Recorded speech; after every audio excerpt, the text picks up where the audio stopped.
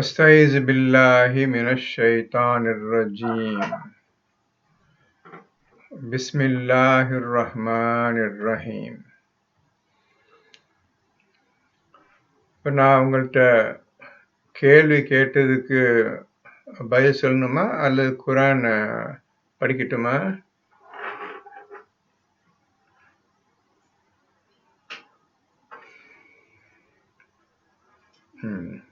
சரி, குரானை படிங்க.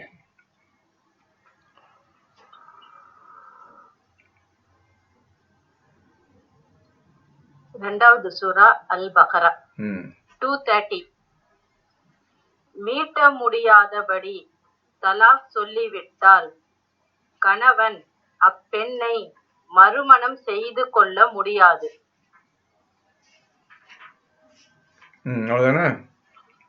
ஆனால் அவன் வேறு ஒருவனை மணந்து அவனும் அவளை தலாக் சொன்னான், அதன் பின் முதற் கணவன் மனைவி சேர்ந்து வாழ நாடினால், அதன் மூலம் அல்லாஹ்வுடைய வரம்புகளை நிலைநிறுத்த முடியும் என்று எண்ணினால், அவர்கள் இருவரும் மறுமணம் செய்து கொண்டு மணவாழ்வில் மீளுவது குற்றம் அல்ல.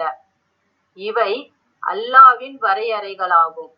இவற்றை அல்லாஹ் புரிந்து கொள்ளக்கூடிய மக்களுக்கு தெளிவாக எடுத்து காட்டுகிறான். இப்போ முதல் 2 லைன் என்ன படிச்சீங்க? முதல்ல 2 லைன் மீட்ட முடியாதபடி தலாக் சொல்லிவிட்டால் கணவன் அப்பெண்ணை மறுமணம் செய்து கொள்ள முடியாது. இப்போ மீட்ட முடியாதபடி தலாக் கூறிவிட்டால் என்றால் 2 முறைதான் ஒருவன் அந்த பெண்ணை தலாக் செய்ய முடியும். 2வது தடவையும் திருமணம் செய்து திருப்பி மறுபடியும் 3வது முறையாக அது மீட்ட முடியாத தலாக். தலாக் கூறிவிட்டால் அதுக்கப்புறம் அவன் மறுமணம் செய்ய முடியாது. ஆனால் எப்படி செய்யலாம்? அடுத்து படிங்க. ஆனால் அவள் வேறு ஒருவனை மணந்து அவனும் அவளை தலாக் சொன்னாள். இப்போ திருப்பியே 2 முறை அந்த பெண்ணை தலாக் செய்து மறுபடியும் அந்த பெண்ணை திருமணம் செய்து கொள்ள ஆசைப்பட்டால், அல்ல இந்த பெண்ணும் ஆசைப்பட்டால், அந்த பெண் தலாக் செய்யப்பட்ட பெண் இன்னொரு மாப்பிள்ளைய முன்னரால திருமணம் செய்து அதுக்கப்புறம் அவனும் அவளை தலாக் சொன்னாள். பின்னர் திருமணம் செய்து அந்த மனிதனும் இந்த பெண்ணை தலாக் செய்துவிட்டால் அதன் பின் முதற் கணவன் மனைவி சேர்ந்து வாழ நாடினால், அதன் பின்னர் முதல்ல கணவன் 2 முறை தலாக் சொன்னான்ல, 3 முறை தலாக் சொன்னான்ல, அவனோட சேர்ந்து வாழ விரும்பினால் அதன் மூலம் அல்லாஹ்வுடைய வரம்புகளை நிலைநிறுத்த முடியும் என்று எண்ணினால், அதன் மூலம் இனி அல்லாஹ் சொல்லுகின்றபடி ஒழுங்காக நடப்போம் என்று நீங்கள் இருவரும் முடிவு செய்தால், அவர்கள் இருவரும் மறுமணம் செய்து கொண்டு மணவாழ்வில் மீளுவது குற்றம் அல்ல. மறுபடியும் அவர்கள் 3வது முறையாக திருமணம் செய்து கொண்டு வாழ்வதில் குற்றமில்லை. ஒரே ஒரு விஷயம், இதுல 2 முறை தலாக் செய்து 3வது முறை செய்துவிட்டால் இனி மீட்ட முடியாது. உடனே முதல் 2 முறை திருமணம் செய்து கொண்டது போல் இந்த 3வது முறையும் திருமணம் செய்து கொள்ளலாம் என்றால் அது ஆகாது. அந்த பெண் வேறொருவனை கல்யாணம் செய்து அவனும் அவளை விவாகரத்து செய்துவிட்டால், பின்னர் இவனும் சேர்ந்து வாழ ஆசைப்பட்டால் நீங்கள் செய்யலாம். இவ்வாறு அல்லாஹ்வுடைய வரம்புகள் 3வது முறையாக தலாக் கூறிவிட்டால், அந்த பெண்ணை மறுபடியும் திருமணம் செய்து கொள்ள ஆசைப்பட்டால் அந்த பெண்ணுக்கு வேறு இடத்து கல்யாணம், அதுக்கப்புறம் அவன் தலாக் செய்தாண்ட இந்த பெண்ணை திருப்பி முதல் கணவனோடு சேர்ந்து வாழும். இது அல்லாஹ் ஏற்படுத்திய வரம்புகள் ஆகும். 231 தலாக் கூறி தவணை இத்தா முடிவதற்குள் முறைப்படி அவர்களை நிறுத்திக் கொள்ளுங்கள். அல்லது தவணை முடிந்ததும் முறைப்படி அவர்களை விடுவித்து விடுங்கள். தலாக் கூறிவிட்டால் நீங்கள் அந்த முறைப்படி அந்த பெண்ணை வீட்டுல வச்சுக்கிறீங்க. அதாவது தலாக் கூறிவிட்டால் 3 மாத விடாய் காலம் 3 மாத விடாய் காலம் வீட்டை ஒழுங்கா வச்சு பத்திரப்படுத்திக்கிறோங்க. அதுக்கு முடிந்த பேர் அவர்களை முறைப்படி அவர்களை அனுப்பி வைத்துவிடலாம். ஆனால் அவர்களை உங்களுடன் வைத்துக் கொண்டு அவர்களை துன்புறுத்தாதீர்கள். வேண்டுமென்றே அந்த பெண்ணு கஷ்டம் கொடுக்கணும், தொந்தரவு கொடுக்கணும், அவளுக்கு எல்லா கஷ்டம் கொடுக்கணும்னு இந்த மாப்பிள்ளை வீட்டுக்கார ஆசைப்பட்டு இதே மாதிரி செய்தால் செய்யாதீங்க. அந்த 3 மாதவிடாய் காலம் வரைதான் நீங்க அந்த பெண்ணை பத்திரம் வைத்துக் கொள்ள முடியும். அந்த 3 மாதவிடாய் காலம் முடிந்தது, தவணையும் முடிந்தது, உங்களை தலாக் செய்து விட்ட காரியம் முடிந்து விட்டது என்றால் நல்லபடியா அந்த பெண்ணை அனுப்பி வைத்து விடுங்கள். வீட்டில் வைத்து எந்த காலத்திலும் அந்த பெண்ணுக்கு எந்த காலம் பண்ணாதீங்க, அநியாயம் பண்ணாதீங்க என்று அல்லாஹ் சொல்லுகின்றான். அவர்களிடம் வரம்பு மீறி நடவாதீர்கள். இவ்வாறு ஒருவர் நடந்து கொள்வாரானால் அவர் தமக்கு தாமே தீங்கிழைத்துக் கொள்கிறார். எனவே அல்லாவின் வசனங்களை கேலி கூத்தாக ஆக்கி விடாதீர்கள். அல்லாஹ் இந்த மாதிரி பெண்களுக்கு எல்லா வகையிலையும் உதவி செய்யறான். இந்த குர்ஆனில் நீங்கள் ஒட்டுமொத்தமாக பார்ப்பீர்களானால் பெண்ணுக்கு தான் எல்லா உதவியும் சிபாரிசும் அல்லாஹ் செய்கின்றான். அவங்களை எப்படியெல்லாம் நீங்க பாதுகாக்கணும், எப்படியெல்லாம் நடத்தணும் என்று பெண்ணுக்கு தான் அல்லாஹ் அதிகமாக சொல்வது. நிச்சயமாக நீ குர்ஆன் முழுமையா ஓதியிருந்தால் அந்த பெண்களுக்கு எப்படி பாதுகாப்பு அளிக்கிறான், எப்படி மன்னிக்கிறான் என்பதையெல்லாம் நீங்க தெளிவாக குர்ஆன் புரிந்து கொள்ளலாம். அவன் உங்களுக்கு அளித்த அருட்கொடைகளையும் உங்கள் மீது இறக்கிய வேதத்தையும் ஞானத்தையும் திக்ர் செய்யுங்கள். அல்லாஹ் உங்களுக்கு இறக்கிய வேதத்தையும் அது சொல்லப்பட்டிருக்கின்ற ஞானம் ஹக்கீமையும் ஜிக்ர் செய்யுங்கள். இப்போ ஒரு வேதம் வந்துருச்சுன்னா இப்போ உங்க கையில் இருக்கு, நம்ம கையில் இருக்கு. அந்த உள்ள ஞானத்தை எடுப்பதற்காக நீங்கள் ஜிக்ர் செய்ய வேண்டும். ஜிக்ர் இல்லாமல் இந்த வேதத்தை ஓதவும் முடியாது, ஞானத்தை அடையவும் முடியாது, சொல்லப்பட்ட எந்த காரியத்தையும் செய்ய முடியாது. இவற்றை கொண்டு அவன் உங்களுக்கு நற்போதனை செய்கிறான். இவற்றை கொண்டு ஜிக்ரு, இந்த வேதம், ஞானம், இந்த 3ஐ கொண்டு உங்களுக்கு நல்ல உபதேசம் அல்லாஹ் செய்கின்றான். அல்லாஹ்வை அஞ்சுங்கள். நிச்சயமாக அல்லாஹ் யாவற்றையும் நன்கறிபவனாக இருக்கின்றான் என்பதை அறிந்து கொள்ளுங்கள். அல்லாஹ்வுக்கு அஞ்சிக் கொள்ளுங்க, பயந்து கொள்ளுங்கள். யாவற்றையும் நன்கு அறிந்தவனாக இருக்கின்றான். இந்த அல்லாஹ்வை அஞ்சிக் கொள்ளுங்கள் ஏற்கனவே சொல்லிவிட்டேன். 16:2 மலக்குகள் வீட்டுக்கு வந்து யார் உண்மையான இபாதத்தில் இருக்கின்றார்களோ அவர்களிடம் வந்து எப்படி அஞ்சிக் கொள்ள வேண்டும், அல்லாஹுக்கு எப்படி அஞ்சிக் கொள்ள வேண்டும் என்ற முறையை கற்றுத் தருவார்கள். இப்பொழுதுதான் நீங்கள் இந்த முறையில்தான் அல்லாஹை அஞ்ச வேண்டுமா என்பதை அறிந்து கொள்வீர்கள். அல்லாஹ் புரிஞ்சுக்கிறங்க. நீங்க நினைக்கிற மாதிரி பயந்துக்கிறேன், அல்லாஹ் பயந்துக்கிறங்க பேசுறீங்க, அந்த பேச்சே கிடையாது. உங்களுக்கு அல்லாஹ் மலக்குகளை அனுப்பி இந்த மாதிரி அஞ்சிக் கொள்ளுங்கள் என்று உங்களுக்கு எச்சரிக்கை செய்வார்கள் மலக்குகள். அதன் பின்னர் தான் நீங்கள் அல்லாஹுக்கு உண்மையிலேயே பயந்தவர்கள் நடக்க முடியும். அதுவரை கிடையாது. 3வது சூறாவுல 102 ஆமா 102 103 அது படி கொஞ்சம் மூணாவது சூரா எல்லாம் எடுத்துக்கிறங்க.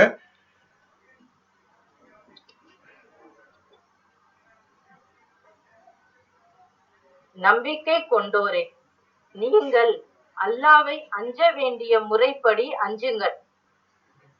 மேலும் முஸ்லிம்களாக அன்றி நீங்கள் மரிக்காதீர்கள். அல்லாஹுக்கு அஞ்சிக் கொள்ள முறைப்படி அஞ்சிக் கொள்ளுங்கள். இந்த முறை எப்படி அல்லாஹுக்கு பயந்து கொள்ள வேண்டும் என்ற விஷயத்தை மலக்குகள் உங்களுக்கு கற்றுத் தருவார்கள். அதன் பின்னர் தான் அஞ்ச வேண்டிய முறையை நீங்கள் அறிந்து கொள்வீர்கள். பின்னர் அல்லாஹுக்கு அஞ்சு நடப்பீர்கள். இவர்கள்தான் முஸ்லிம்களாக ஆக முடியும். ஆகவே முஸ்லிம்களாக ஆவதற்கு நல்லா புரிஞ்சுக்கிறேன். முஸ்லீம் உலகம் சொல்லிட்டுக்கிறாங்க. நல்லா புரிஞ்சுக்கிறேங்க. ஒருத்த முஸ்லீமா ஆறதுக்கு மலக்களை சந்திச்சிருக்க வேண்டும், பேசியிருக்க வேண்டும், அவரிலிருந்து வஹி வாங்கியிருக்க வேண்டும்.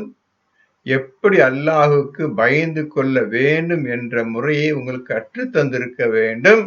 பின்னர் அதன்படி நீங்க நடக்க வேண்டும், முஸ்லீம் ஆக வேண்டும். இவன் தான்ப்பா முஸ்லீம். புரிஞ்சுக்கிறேங்க. முஸ்லீம்னா எப்படி ஆகணும் பார்த்துக்கிறேங்க. எவனாவது ஒருத்தன் மலக்கு இறக்கிக்கிறான். இந்த விஷயம் தெரியும். முதல்ல இந்த 16:2 பத்தி என்னைக்கா தெரியுமா? 3ல 102 இதை பத்தி என்னைக்கா தெரியுமா? என்னைக்கா படிச்சுக்கிறாங்களா? இதை பத்தி எந்த மனிதனாவது பேசுறானா? பேசவே மாட்டான். குர்ஆன் ஓதாத கூட்டம் பேச முடியாது. நீங்க புரிஞ்சுக்கிறீங்க. ஒருத்த முஸ்லீம் ஆகிறதுக்கு இது தேவைன்னு புரிஞ்சுக்கிறீங்க. 3ல 102 பிரகாரம் முஸ்லீம் ஆகிறதுக்கும் பயந்து கொள்வதற்கும் 16:2 தேவை. அஞ்சு கொள்ளுங்கள், அஞ்சு கொள்ளுங்கள், அஞ்சு கொள்ளுங்கள். நூஹ் நபிலே வந்துட்டு இருக்கு. அல்லாஹ் அஞ்சு கொள்ளுங்கள். இந்த முறையில தான் அஞ்சு கொள்ள வேண்டும். நல்லா புரிஞ்சுக்கிறீங்க, மனசு வச்சுக்கிறீங்க. படிங்க அடுத்தது. 232.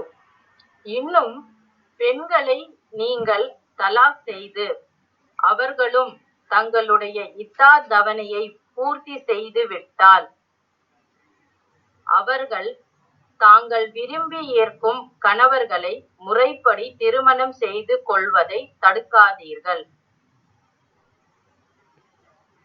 திருமணம் ஆயிரு தலாக்காயி முடிஞ்சிருச்சுப்பா. ஆனா இவன் என்ன செய்வான்? ஆம்பளை இருக்கிறான்ல, அந்த பெண் எந்த வகையிலாவது கஷ்டம் கொடுக்கணும், துன்பத்தை தரணும், அவளை வாழ விடக்கூடாது. இந்த எண்ணத்தோட தான் இருக்கிறாங்க எனக்கு ஒவ்வொரு ஆம்பளைங்க. அந்த பெண்ணு தலாக் முடிஞ்சு இத்தா தவணையும் முடிஞ்சு ஒழுங்கா பிரிஞ்சு செப்பரேட் ஆகிட்டாங்க. அந்த பெண்ணு வேற ஒரு ஆணை கல்யாணம் பண்ண போறான். இந்த விஷயத்தை அறிஞ்சு இந்த முதல் கணவன் இருக்கிறான்ல, அவனுடைய அப்பா அம்மா இருக்கிறாங்கல்ல, எப்படியாவது கெடுதல் பண்ணணும், கல்யாணம் நடக்க கூட ஆயிக்கணும். இந்த மாதிரி கெடுதல் பண்ற நிறைய பேர் இருக்கிறாங்க. இந்த மாதிரி செய்யாதீங்க, அந்த விஷயம் தெரியாதீங்க. அந்த பெண்ணு தான் விரும்பிய கணவனை ஏற்றுக்கொண்டு வாழ முடிவு செய்துவிட்டால் அவளை கெடுக்காதீர்கள் என்று இந்த முதல் கணவனுக்கு அவங்களோட இந்த மாப்பிள்ளை வீட்டு கூட்டத்தாருக்கும் அல்லாஹ், எல்லா ஆம்பளைங்களுக்கும் அல்லாஹ் இந்த மாதிரி அறிவுரை செய்கின்றான். வேணும்னு அநியாயம் பண்றாங்க, கோடிக்கணக்கில் இருக்கிறாங்க. எனக்கு ஆண்டவர் சொல்லி கட்டுறான், இப்படிதான் செய்வீங்க, செய்யாதீங்க, அந்த பெண்ணை சந்தோஷம் வாழ விடுங்க. திருப்பி அல்லாஹ் அந்த பெண்ணுக்கு தான் சப்போர்ட் பண்ணி எந்த கதும் பண்ணக்கூடாது என்று நம்மளுக்காக அல்லாஹ் அறிவுரை செய்கின்றான். படிங்க. உங்களில் யார் அல்லாவின் மீதும் இறுதி நாள் மீதும் நம்பிக்கை கொண்டுள்ளார்களோ அவர்களுக்கு இதை கொண்டு உபதேசிக்கப்படுகிறது. அல்லாஹ்வின் மீதும் இறுதி நாளின் மீதும் யார் நம்பிக்கை கொண்டிருக்கின்றார்களோ அந்த மனிதர்களுக்கு இந்த ஆயத்து உபதேசமாக, மற்றவர்களுக்கு கிடையாது. மற்றவர்களுக்கு இல்லை, அவளும் செய்ய மாட்டார்கள். எவருக்கு அல்லாஹ்வும் தெரியாது, இறுதி நாளையும் தெரியாது, எதுவுமே தெரியாத மனிதர்கள் கூட்டம் தான் உலகம் இருக்கின்றது.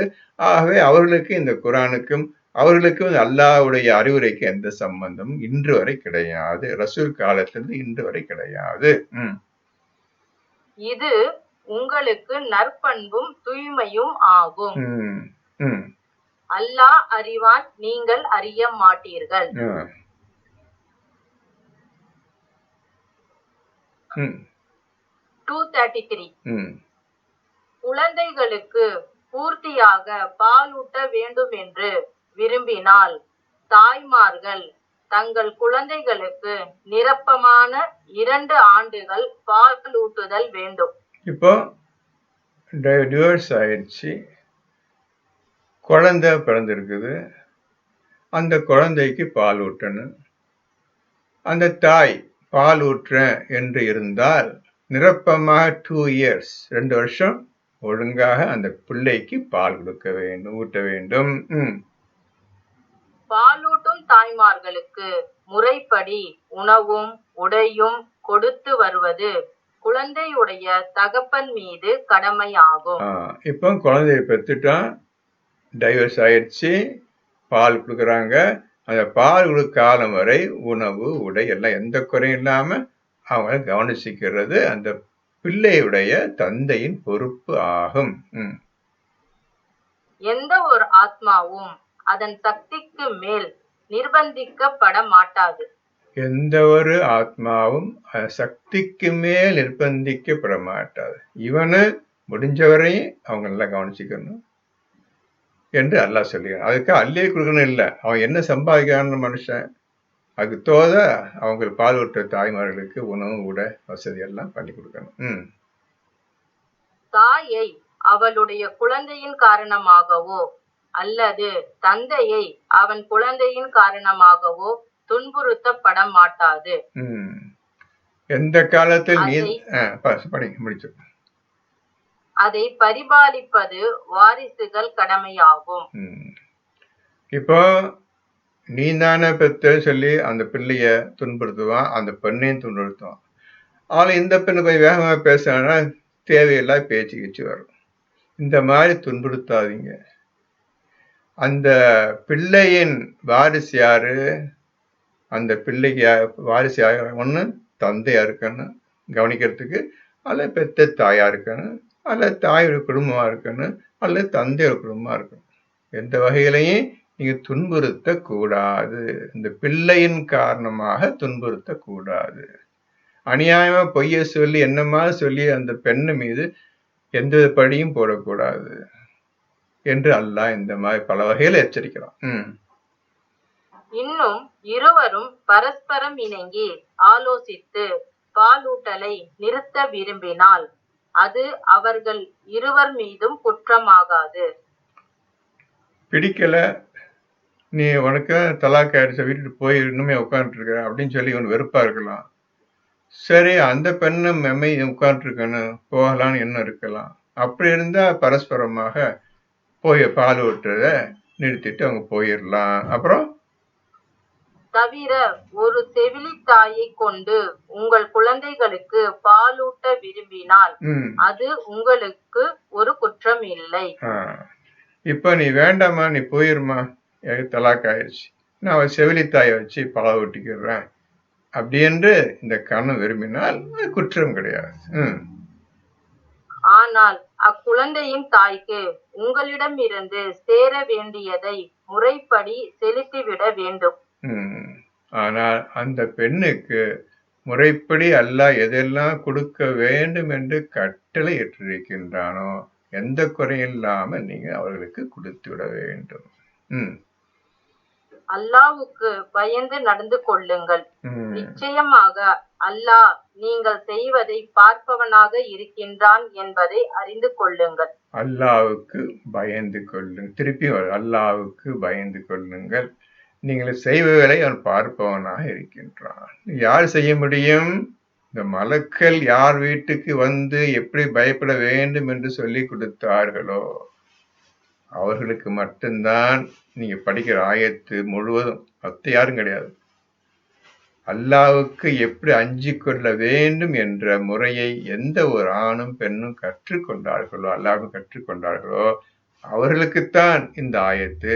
அல்லாஹ் உங்களை கவனித்த வண்ணமாக இருக்கின்றான், நீ எப்படி நடந்து கொள்ள வேணும், எப்படி பயந்து கொள்ள வேண்டும் உனக்கு கற்றுக் கொடுத்தேனே, அதன்படி நடக்கிறியா இல்லை என்று அல்லாஹ் பார்த்து கொண்டே இருக்கின்றான். இது சாதாரண விஷயம் கிடையாது. குர்ஆனை ஓதுறதும் புரிகிறதும் கற்றுக்கொள்வதும் அனைத்தையும் நீங்க அல்லாஹ்விடமிருந்தான் கற்றுக்கொள்ள வேண்டும். குர்ஆன்ல சொல்லப்பட்ட அனைத்து 6000 சில்லற ஆயத்துக்களையும் அல்லாஹ்விடமிருந்தான் நீ கற்றுக்கொள்ள வேண்டுமே தவிர நீங்களாக இதுக்குதான் அர்த்தம் சொல்லி ஒரு காலம் ஸ்டெப் வச்சிட முடியாது.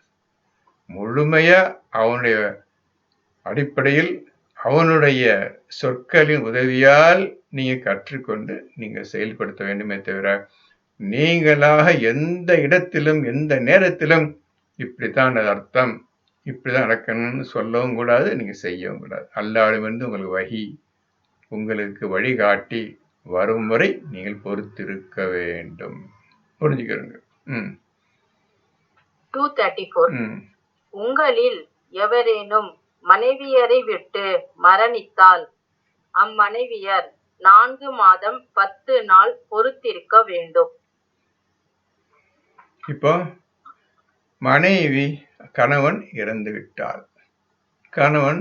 விட்டால் மனைவியுடைய வேலை 4 மாதங்கள் 10 நாட்கள் தவணை இருக்க வேண்டும் வீட்டில்.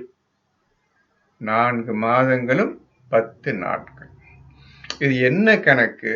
எதற்காக இவ்வாறு அல்லாஹ் இந்த மாதிரி 4 மாசமும் 10 நாளையும் சேர்த்து இருக்க வேண்டும் என்று சொல்லுகிறான்?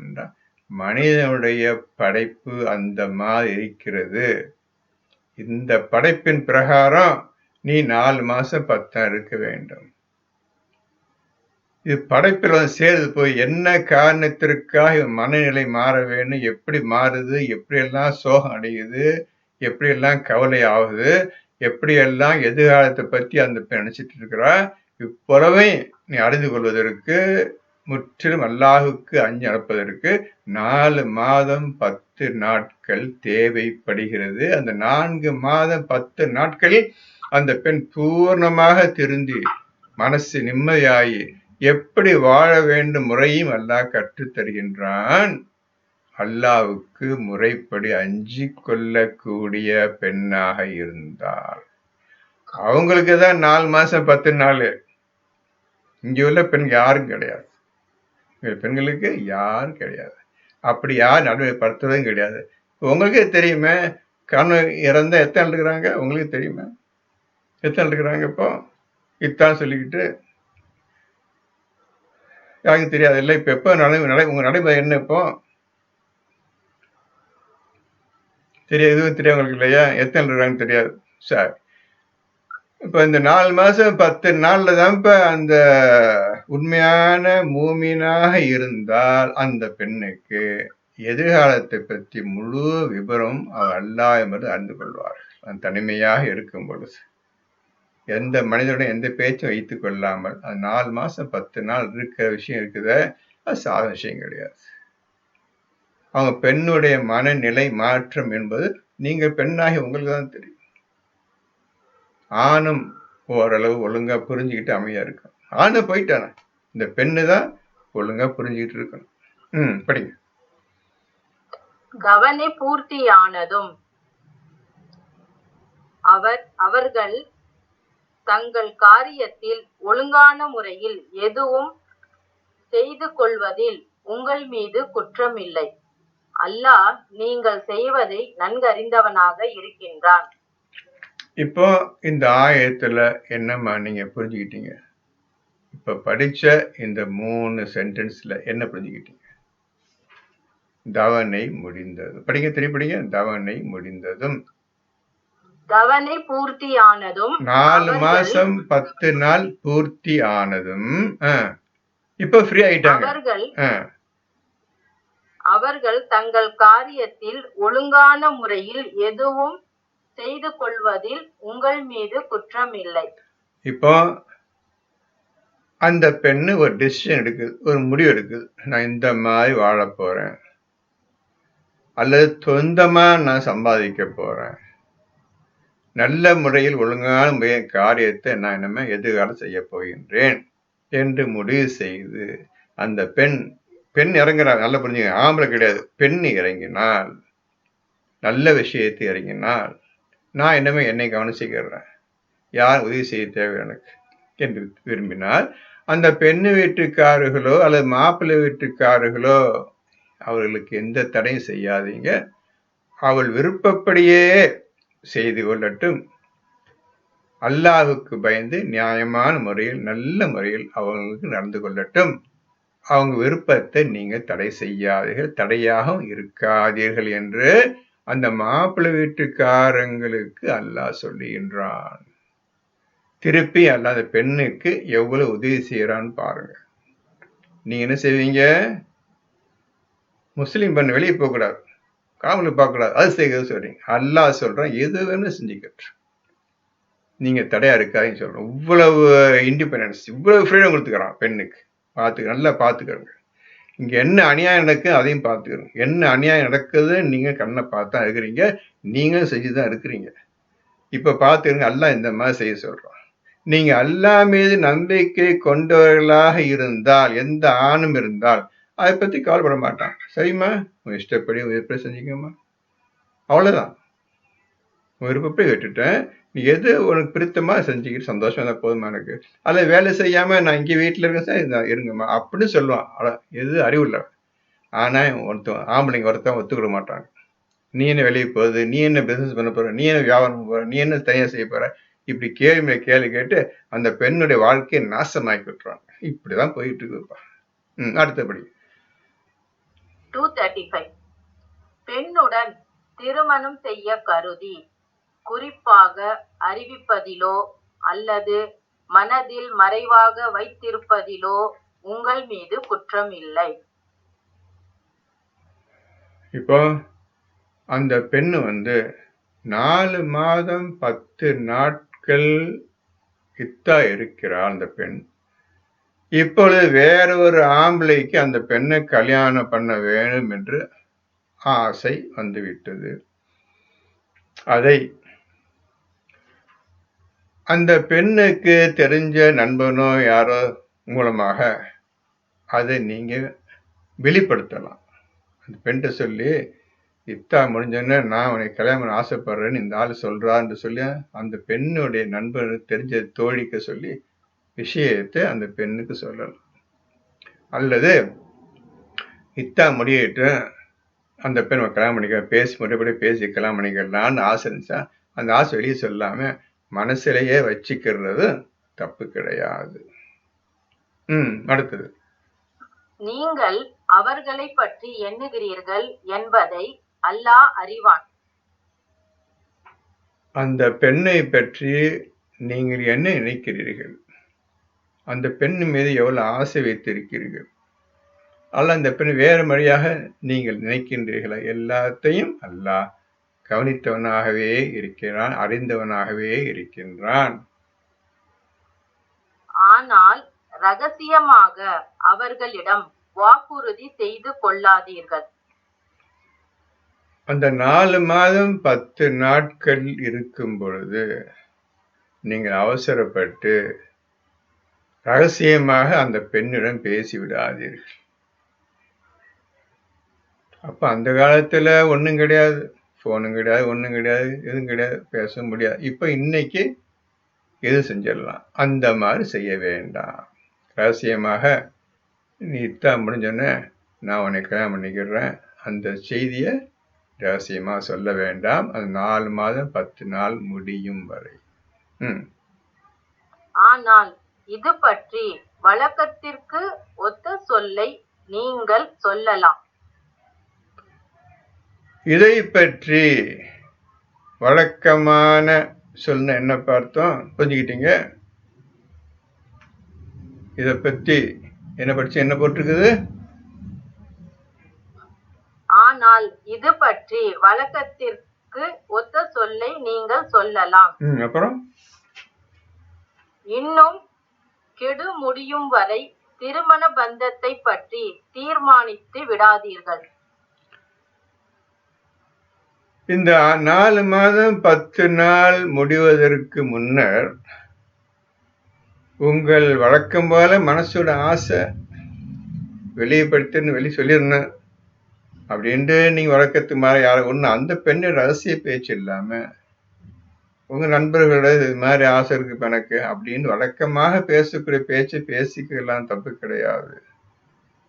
வழக்கமாக ஒரு ஆசையை ஒருத்தன் நிறைவேற்ற ஆசைப்படுறான். நண்பர்களே சொல்ல வச்சுக்க, இந்த பார்ப்பா அங்க இருக்கிற அந்த பெண்ணுக்கெல்லாம் ஆசைப்படுது, நண்பர்களுக்குள்ள பேசிக்கிறான் வச்சுக்கிறோங்க. அது தப்பு கிடையாது. என்னமே ஒரு ஆசையை வெளிப்படுத்திடுறான். அப்புறம் வழக்கத்திற்கு அடுத்த வார்த்தை போட்டிருக்குது, இன்னும் கெடு முடியும் வரை திருமண பந்தத்தை பற்றி தீர்மானித்து விடாதீர்கள். கெடு முடியும் வரை, 4 மாதம் 10 நாள் முடியும் வரை, இன்னைக்கு இந்த இடத்துல கல்யாணம் பண்ண போறேன், சத்தம் அடிக்க போறேன், அந்த பேச்சே பேசிடாதீங்க. அதை பத்தி எந்த விதமான நினைப்பு வந்து வேண்டாம், முடிவெடுத்துட வேண்டாம். அதெல்லாம் அப்புறம் 4 மாசம் 10 நாள் கழிச்சு, அதுக்கப்புறம் அந்த பெண்ணு மனசு என்ன சொல்லுது அதை நீங்க என்ன யோசிச்சு பார்த்து, அதுக்கப்புறம் நீங்க திரும்ப டேட்டு ஃபிக்ஸ் பண்ணி அன்னைக்கு திரும்ப பார்த்துக்கலாம். அதுக்குள்ளேயே நான் இத்தனாம் தேதி கல்யாணம் பண்ண போறேன் அப்படிலாம் நீங்க ஒரு காலம் முடிவு எடுத்து விட வேண்டாம். அல்லாஹ் உங்கள் உள்ளங்களில் உள்ளதை நிச்சயமாக அறிகிறார் என்பதை நீங்கள் அறிந்து அவனுக்கு பயந்து நடந்து கொள்ளுங்கள். திருப்பியும் அவனுக்கு பயந்து நடந்து கொள்ளுங்கள். அந்த பயத்தை கற்றுக்கொண்ட மனக்கல்வன் கற்றுக்கொண்டவனுக்கு தான் சொல்றான்னு தவிர, இந்த மாதிரி கேட்ட கூட்டம் உட்காந்துருக்கு அநியாயம் பண்றாங்க, எந்த கூட்டத்துக்கு ஆசை? இந்த குரான் எடுத்து இதன்படி யார் நடந்து கொண்டிருக்கின்றார்களோ அவர்களுக்கு அல்லாஹ் சொல்றான், நாம சொன்னேனே எப்படி அஞ்சு கொள்ள வேண்டும் என்று, அதன்படி நடந்து கொள் என்று அல்லாஹ் அறிவுரை செய்கின்றான். நிச்சயமாக அல்லாஹ் மன்னிப்பவனாகவும் பொறுமையாளனாகவும் இருக்கின்றான் என்பதை அறிந்து கொள்ளுங்கள். நீ அல்லாஹ்வுக்கு அஞ்சி கொண்டால் நிச்சயமாக மன்னிப்பவனாகவும் உங்கள் மீது பொறுமை உள்ளவனாகவும் இருக்கின்றான். உங்கள் காரியத்தை முடிப்பதற்கு தகுதியானவனும் அவன் இருக்கின்றான். 236 பெண்களை நீங்கள் தீண்டுவதற்கு முன் அல்லது அவர்களுடைய மகரை நிச்சயம் செய்வதற்கு முன் தலாக் சொன்னால் உங்கள் மீது குற்றம் இல்லை. பெண்களை நீங்கள் தீண்டுவதற்கு முன், கல்யாணம் ஆச்சு ஒன்று அந்த பெண்ணை தொடவும் இல்லை ஒன்று, அல்லது மகர் என்ன போட்டிருக்குது, அல்லது கொடுக்க வேண்டிய தொகை மகர் நிச்சயம் செய்வதற்கு முன் இவ்வளவு பணம் அந்த பெண்ணுக்கு தருகிறேன் என்று அந்த விஷயத்தை பேசுவதற்கு முன் தலாக் சொன்னால் உங்கள் மீது குற்றம் இல்லை. இவ்வளவு பேசி முடிஞ்ச பிறகு ஒரு பெண்ணை பார்த்தாச்சுப்பா, அந்த பெண்ணை நீங்க தொடவும் இல்லை ஒன்றும் இல்லைப்பா, அந்த பெண்ணுக்கு இவ்வளவு மகர் தரப்போறோம் அந்த பேச்சு வரலப்பா, திடீர்னு மனசு மாறிடுச்சு, அந்த பெண்ணு வேண்டான்னு சொல்லிட்டான், உங்கள் மீது குற்றம் கிடையாது. மகரு நிச்சயப்படவில்லை, பெண்ணையும் நீங்க தொடவில்லை, ஏதோ ஒரு மனசுக்கா எனக்கு வேண்டாம் அந்த பெண்ணு விட்டுருங்க அப்படின்னு சொன்னோன்னு தலாக் கூறியாச்சு, உங்கள் மீது குற்றம் கிடையாது. ஆயினும் அவர்களுக்கு பலனுள்ள பொருள்களை கொடுத்து உதவுங்கள். இப்போ நீங்க ஒழுங்கா கவனிக்கணும். திருப்பி அல்லாஹ் பெண்ணுக்கு தான் உதவி செய்ய சொல்றோம், பெண்ணுக்கு தான் காப்பாத்தது வந்துட்டே ஒவ்வொருத்தையும் பாரு. இப்போ உங்களுக்கு ஒரு பெண்ணு பேச முடிவு பண்ணாங்க, ஒண்ணு பேச முடியலப்பா, சரி அந்த பெண்ணை தொட்டங்க ஒண்ணு கிடையாதுப்பா, வேண்டாம்னு சொல்லியாச்சுப்பா, போயாச்சு. இப்போ கல்யாணம் பேச்சு ஆறதுக்கு முந்தி எப்படி இருந்தீங்களோ அதே மாதிரி ஆயிட்டீங்க, இந்த பெண் வீட்டுக்காரன்னு மானம் பேர் ஆயிட்டாங்க. இப்ப எந்த விதமான கனெக்ஷனும் கிடையாது, எந்த உறவும் கிடையாது. ஏமா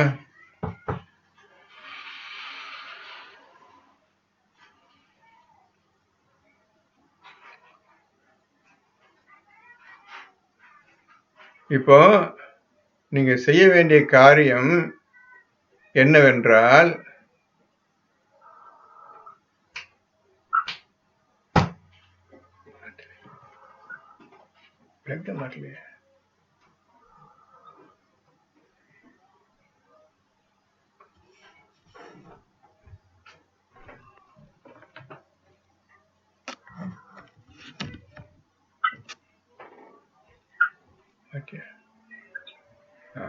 சரி பிளக் மாட்டல மறந்துடு. சரி இப்போ என்ன சார், இப்போ முடிஞ்சிடுச்சு. அந்த பையன் போயிட்டா, அந்த பெண் போயிடுச்சு. அவங்க வெவ்வேறு ஆயிட்டாங்க. இப்ப அல்லாஹ் சொல்றான், நீ கல்யாணம் பண்ணுவேன்னு நிச்சயம் பெண் வீட்டுக்கு எதிர்பார்த்திருப்பாங்க. அந்த பெண்ணு சரி நம்மளுக்கு திருமணம் ஆக போகுதுன்னு சந்தோஷம் மனசுல பட்டிருக்கு.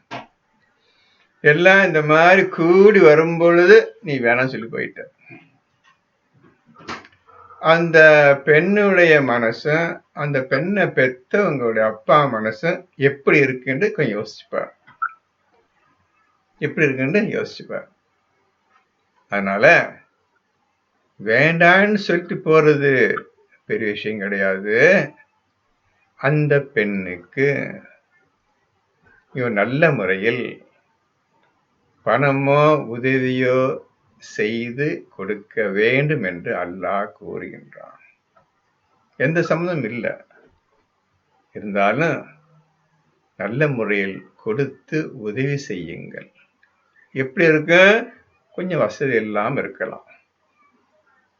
அப்போ அவங்க எந்த வசதி இல்லையோ, எந்த வசதி அவங்களுக்கு கம்மியா இருக்குதோ அந்த பெண் வீட்டுக்கு, அதை நீ கொடுத்து உதவி செய்யுங்க. மாப்பிள்ளை வீட்டுக்காரன் அந்த அந்த ஆம்பளை வசதி இருந்தாண்டா நீ கொடுத்து உதவி செய்வது நல்லது, குற்றம் கிடையாது என்று அல்லாஹ் சொல்லுகின்றான். ஆயத்து முடிஞ்சிருச்சா? இருக்கு ஒண்ணு இருக்குதா? அதாவது செல்வம் படைத்தவன் அவனுக்கு தக்க அளவும் ஏழை அவனுக்கு தக்க அளவும் கொடுத்து நியாயமான முறையில் உதவி செய்தல் வேண்டும். இது நல்லோர் மீது கடமையாகும். என்ன சொல்ல போறீங்க? இதுக்கு அல்லாஹ்வுடைய கட்டளை. எப்படி உதவி செய்ய போறீங்க? பணக்காரன் வசதி படைச்சவன் கொஞ்சம் வசதியாக கொடுத்து உதவி செய்யுங்க. வசதி இல்லாத நீ கொடுத்த அவன் இல்லைன்னு கை வச்சிடாது. ஏதாவது கொடுன்னு சொல்றான். சரி, நீங்க வசதி படைச்சவன் கொடுக்க போறீங்க. அவங்க வாங்குவாங்கள கொடுத்தா? கஷ்டத்துல வாங்கிட்டாங்க வச்சுக்கிறங்க. ஊரை சுத்தி கெட்டவங்க இருக்கிறாங்கல்ல, இங்க பாரு கல்யாணம் வேணும் போயாச்சு, இன்னும் காசு கொடுத்து பேசிக்கிறான் பாரு, அப்படிதான் பேசுவாங்க. அந்த பெண்ணுக்கு தான் கெட்ட பேர், அந்த வீட்டுக்கு கெட்ட பேர், இவனுக்கும் கெட்ட பேர். இந்த ஊர்ல இருக்குத கெடுதல் பண்ணதுதான் நிற்கும். இந்த அல்லாஹ் இந்த மாதிரி சொல்லியிருக்கிறானே அப்படின்னு வேண்டான்னு விலகிட்டேன். இந்த திருமணம் வேண்டான்னு சொல்லி போயிட்டு ஏதோ காரணம் போயிட்டேன். இருந்தாலும் அல்லாஹ் கொடுக்க சொல்றானே அந்த இது நான் கொடுக்குறேன் அப்படின்னு சொன்னா கூட உங்க மனசு என்ன நினைப்பீங்க? என்ன சொல்லுவாங்க? இவனுங்க இந்த மாதிரி சொல்லுவாங்க, உன்னா பணத்தை வாங்கிட்டு சாப்பிட்டுக்கிற மாதிரி சொல்லுவாங்க. ஆனா அல்லாஹ்வுக்கு இப்ப நீங்க அல்லாஹ்வுக்கு பயந்து கொள்ளுங்கள். இந்த ஊர் உலகத்து பேச்சுக்கு நீங்கள் பயப்படக்கூடாது. அந்த பெண்ணு யாருக்கு கல்யாணம்? இப்போ மூமினான ஆணுக்கும் மூமினான பெண்ணுக்கும் உள்ள திருமணம் இருந்தால்தான் இந்த பேச்சு அல்லாஹ்வுடைய அறிவுரை, மற்ற யாருக்கும் கிடையாது. ஆனால் அதன்படி நடப்பது இங்கு உலகத்துக்கு கிடையாது, யாரும் நடந்ததும் கிடையாது. இப்படிதான் உலகம் போயிட்டு இருக்குது. அல்லாஹ் சொல்லுக்கு யாருமே கீழ்ப்படிதல் கிடையாது, கீழ்ப்படைஞ்சதும் கிடையாது, இன்னும் உதவி செய்ததும் கிடையாது. எத்தனையோ கல்யாணம் ஃபிக்ஸ் ஆகி வேண்டாம், மாப்பிள்ளை வீட்டுக்காரன் வேணாம், பெண் வீட்டுக்காரன் வேணாம், மாப்பிள்ளை அதிகம் வேணும் சொல்றானுங்க, சர்வசாதம் சொல்லிட்டு போறானுங்க. எவ்வளவு மனசு உடையும் அந்த பெண்ணுக்கு, அதை மறுகவனிக்க என்ன மனசு? ஆம்பளை நீ எதை பண்ணிட்டு போயிடுவாட நீ? அந்த பெண்ணுடைய பாதிப்பு என்ன ஆகுது? இதை பார்த்து மற்றவங்க கல்யாணம் பண்ணும்போது எதுக்காக முதல் அந்த ஆள் எதுக்கு வேணாம் சொல்லிட்டு போனா அந்த கிளம்பி கேட்பாங்க. கெட்ட என்ன செய்வான்? இந்த மாதிரிங்க கதை, அதான் வேணாம் சொல்லிட்டு போயிட்டான்னு இவன் சொல்ல, நல்லது சொல்ல மாட்டான், போய் சொல்லுவான். இப்ப நடந்துட்டு இருக்குது, உங்களுக்கு நல்லா தெரியும். இந்த மாதிரி அல்லாஹ் சொல்லிட்டான்பா. இப்ப நாம் இந்த மாதிரி உதவி செய்வோமா? அவங்க கஷ்டமா இருந்தா வாங்கிக்கலாம், இல்ல பெருந்தன்மை இல்லை வேண்டாங்க, நாங்க எங்களுக்குள்ள வரமா சாப்பிட்டுக்கிறோம், வேண்டாங்க அப்படி சொல்லுவாங்க. இப்படி நடந்துக்கிறோம். பாருங்க, இதில் கவனிக்க வேண்டியது என்னவென்றால், இந்த பெண்ணை நீங்க எந்த வகையிலையும் கஷ்டமோ துன்பமோ அநியாயம் பண்றாதீங்க. அவங்க எந்த குறையில்லாம பாத்துக்கிறீங்க. நீங்க என்று அல்லாஹ் இந்த பெண்ணுக்கு உதவி செய்யுங்க, பெண்களை எல்லாம் கவனிச்சுக்கிறோங்க, எந்த கதையும் பண்றாதீங்க, அவங்க மேல் தப்பான இது படியை போட்டுறாதீங்க என்று அல்லாஹ் தான் இந்த ஆண்களுக்கு மற்ற பெண்களுக்கு இவ்வாறு அறிவுரை செய்கின்றார். படிங்கம்மா. 237. ஆயினும் அப்பெண்களை தீண்டுவதற்கு முன், ஆனால் மகர் நிச்சயித்த பின் நீங்கள் தலாக் சொல்வீர்களாயின், நீங்கள் குறிப்பிட்டிருந்த மகர் தொகையில் பாதி அவர்களுக்கு உண்டு. இப்போ மகர் நிச்சயமாயிருச்சு, அதாவது குறிப்பிட்ட தொகை கொடுக்கணும்ல, அந்த தொகை நிச்சயமாயிருச்சு. ஆனா கல்யாணம் ஆளு பெண்ணை தொட நீங்க இந்த சமயத்துல பணம் கொடுத்தாச்சு, ஆனா இன்னும் திருமணம் ஆகல. திருமணம் ஆனப்பதானே பெண்ணை தொடுவீங்க. திருமணம் ஆகல, தொடரல, பெண்ணை தொடரல. இந்த சமயத்துல எல்லாம் வேணாம் பையன், இல்லை கல்யாணம் வேண்டாங்க, எனக்கு வேண்டாம், எனக்கு திருமணம் வேண்டாம்னு சொல்லிட்டான் வச்சுக்கிறோங்க. அப்போ நீங்க எவ்வளவு பணம் கொடுத்து, 1 லட்சம் கொடுத்தா வச்சுக்கிறீங்களா, 50,000 ரூபாய் நீங்க திரும்பி வாங்கிடலாம், மிச்சம் 50,000 அந்த பெண்ணுக்கு போயிடுச்சு. புரிஞ்சதா? சொல்ல போயுதா? 1 லட்சம் பேசிட்டீங்க தொகை, வேண்டான்னு கல்யாணம் எனக்கு திருமணம் வேண்டாம் அந்த பையன் சொல்லிட்டான்.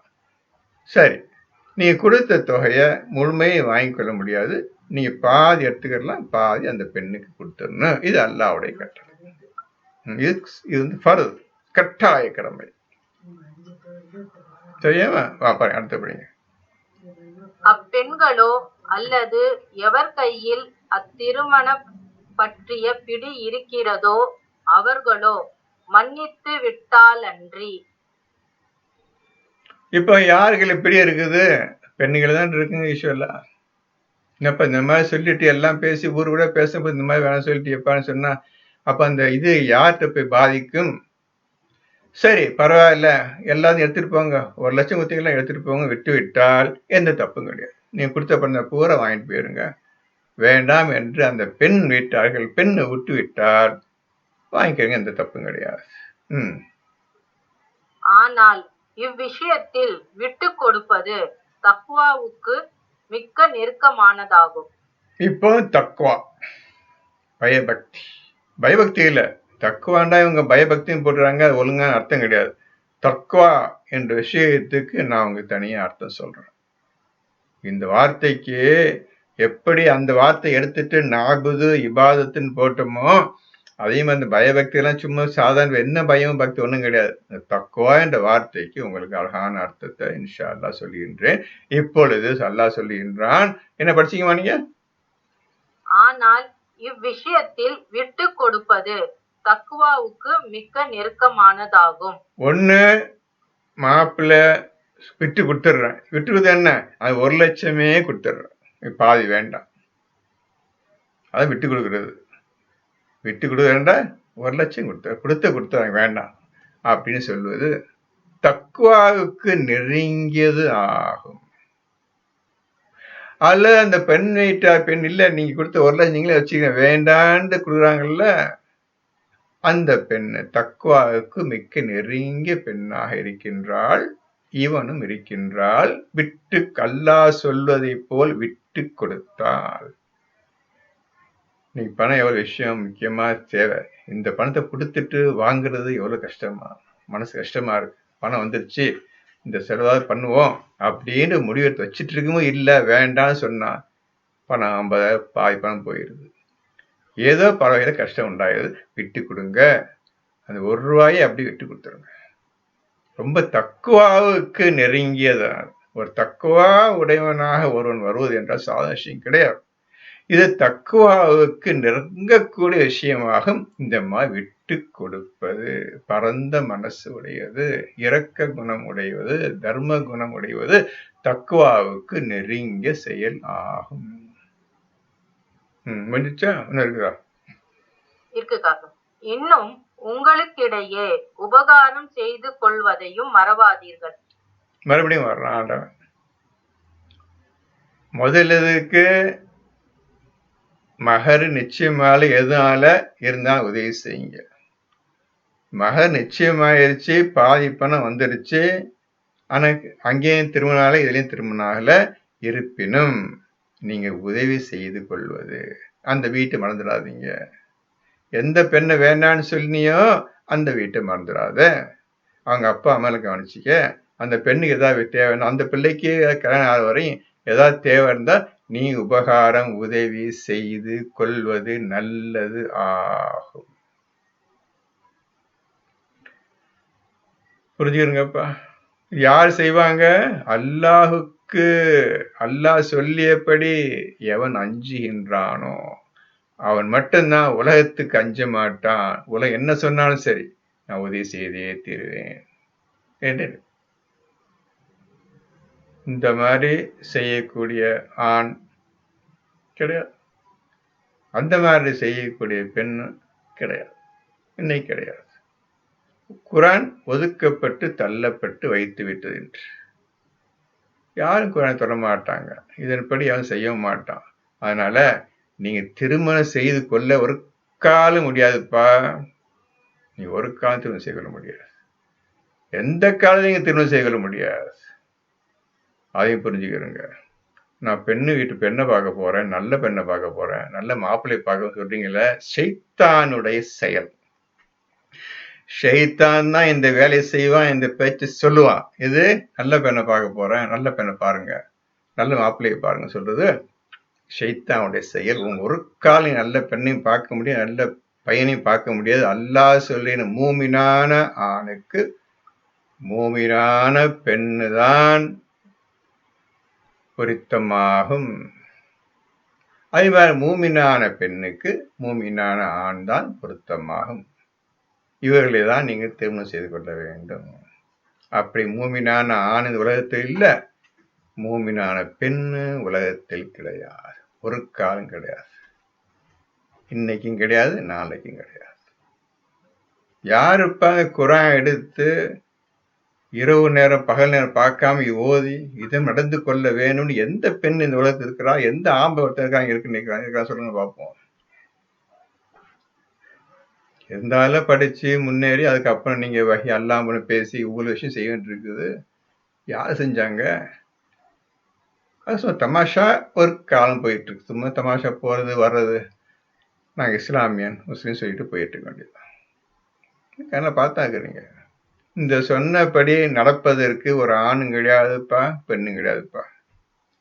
இது அல்லாஹுக்கு அஞ்சு கொள்ள கொண்டிருக்கும் ஆண்களுக்கும் அல்லாஹுக்கு அஞ்சு நடந்து கொண்டிருக்கும் பெண்களுக்காக சொல்லப்பட்ட இந்த 220 இந்த 237 வரையும் இந்த மாதிரி பெண்களுக்கும் இந்த மாதிரி ஆண்களுக்கும் தேவை, மற்ற எவனுக்கும் கிடையாது.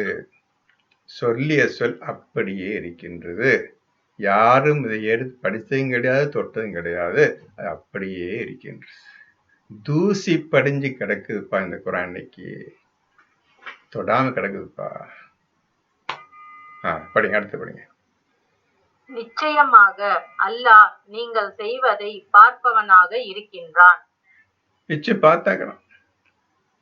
சரி, இன்னைக்கு ஆட்டம் பாட்டம் போட்டு ஆடுறீங்க. இன்னைக்கு கல்யாணம் பேசிட்டு ஆட்டம் ஒண்ணு நடந்துட்டு இதான் இஸ்லாமிய முறைப்படி கல்யாணம், முஸ்லீம் முறைப்படி கல்யாணம் பேசிக்கிட்டு பெரிய ஆட்டமும் கூட்டம் போயிட்டு இருக்குது. இதுதான் போயிட்டு இருக்குது. இந்த உலகம் எல்லாம் ஆண்கள் பெண்கள் தான் போயிட்டு அந்த குரானை தொட்டே கிடையாது. படி. 238 சலவாத்தை பேணிக் கொள்ளவும், சலாத்தை நடுநிலையில் நிறுத்த வேண்டும். அல்லாவின் முன்னிலையில் உள்ளச்சப்பாடுடன் நில்லுங்கள். இந்த 238 ஆமா காக்கா. இந்த 238க்கு அர்த்தம் கண்டுபிடிச்சவன், அர்த்தம் சொன்னவனு, அதை நிறைவேற்றியவன் ஒருத்தன் கிடையாது பண்ணிச்சு. அந்த விஷயம் என்னவென்றே தெரியாதுப்பா. அந்த விஷயம் என்னவென்றே தெரியாது. இப்படி இருக்குது. அது 1400 வருஷமா அப்படி இருக்குது. தொட்டதே கிடையாது. சலவாத்தை நீங்கள் அல் ஹாஃபிஸுன்னு அல செலவாத்தின போட்டிருக்குது. என்ன போட்டிருக்குமா எல்லாம் பார்த்துருக்கப்பா. என்ன ஹாஃபிஸுன்னு என்ன அர்த்தமா படிதா?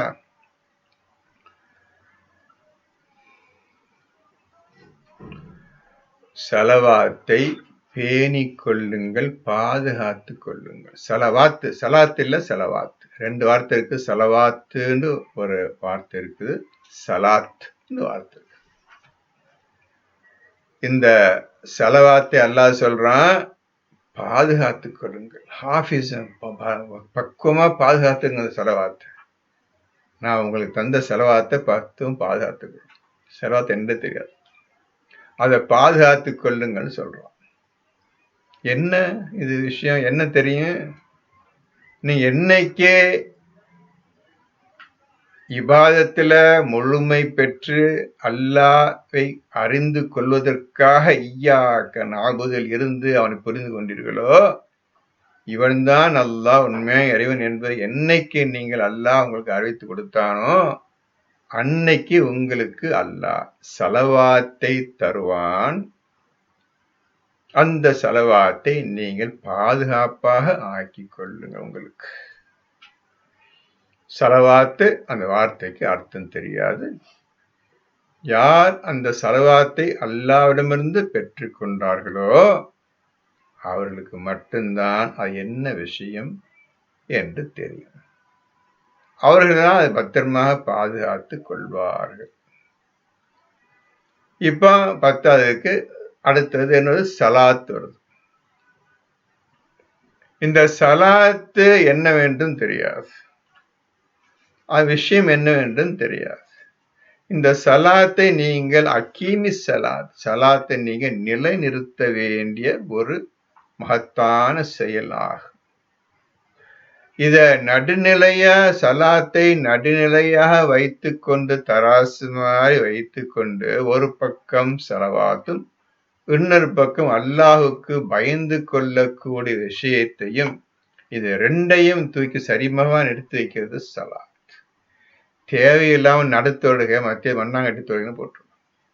ஒண்ணுமே திசையுமே சலாத்துக்கு அர்த்தம் தெரியாது, சலவாத்துக்கும் அர்த்தம் தெரியாது, அல்லாஹ்க்கு பயந்து கொண்டு 3க்குமே அர்த்தம் தெரியாம என்னத்தையோ எழுதி வச்சுக்கிறாங்க. பார்த்துக்கிறோங்க. நீங்க எந்த காலத்துக்கும் பதில் சொல்ல முடியாது, அர்த்தம் சொல்ல முடியாது. அல்லாஹ்வை தவிர நீங்க அல்லாஹ்ட்ட கேட்டுதான் அந்த சலாத்தை கத்துக்க. அல்லாஹ்ட்ட கேட்ட சலாத்தை கத்துக்கணும், அல்லாஹ்ட்ட கேட்டுதான் நீங்க சலவாத்தையும் கத்துக்கணும். அல்லாஹ் கேட்டு அல்லாஹ் பயந்து கொள்ள வேண்டும். இந்த 3 அதுல அந்த ஒரு ஆயத்து இருக்கு. இது நீங்க உண்மையால இருந்தால், நான் உண்மையா இருந்தால் இந்த ஆயத்தின்படி நடப்போம். அது தெரியாதவரை அப்படிதான் இருப்போம். நீங்க சிந்திக்கணும். இப்போ நீங்க தான் அல்லாஹ்ட்ட கேட்கணும், என்ன அல்லாஹ் சொல்லிதான் கேட்கணும். மனுஷன் ஒருக்க இந்த குரானுக்கு எந்த மனிதனும் சொல்ல முடியாது. ஒவ்வொரு ஆயத்துக்கும் நீங்க அல்லாஹ் நம்பிதான் இருக்குன்னு, அல்லாஹ் நோக்கிதான் இருக்குன்னு அல்லாஹ் தான் உங்களுக்கு கற்றுத்தருவான்.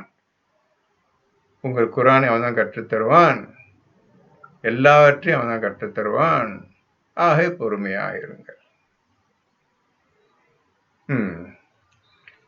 இப்ப அடுத்தது என்ன, 238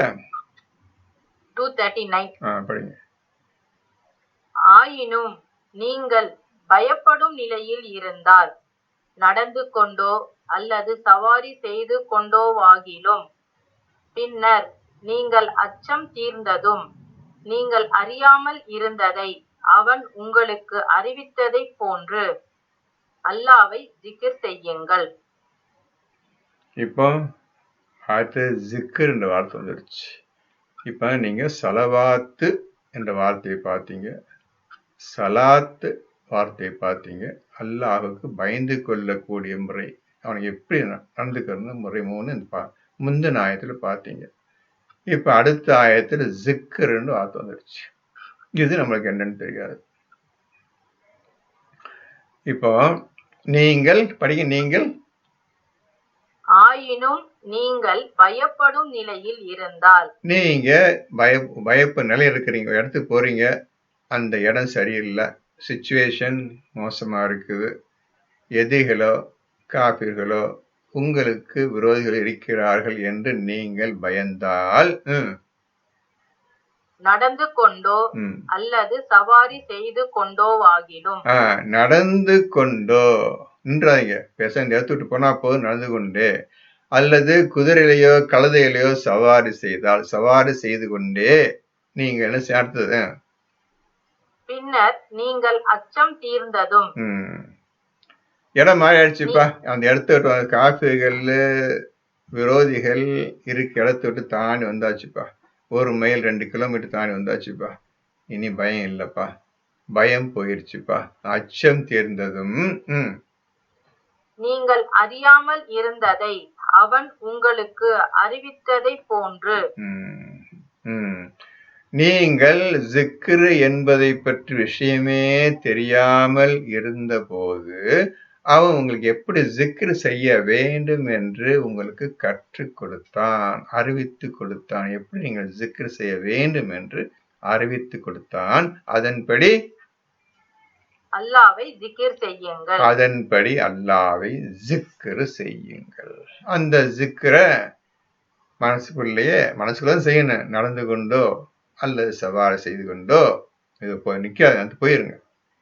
அப்புறம் நிம்மதியான இடத்த வந்த பிறகு நல்லா ஜிக்கர் பண்ணுங்க. நின்றுகிட்டே உட்கார்ந்து ஜிக்கர் பண்ணுங்க என்று அல்லாஹ் இந்த ஜிக்ரு பத்தி சொல்லுகின்றான். ஜிக்ர சத்தம் போட்டுலாம் ஒன்றும் பேச முடியாது, செய்ய முடியாது.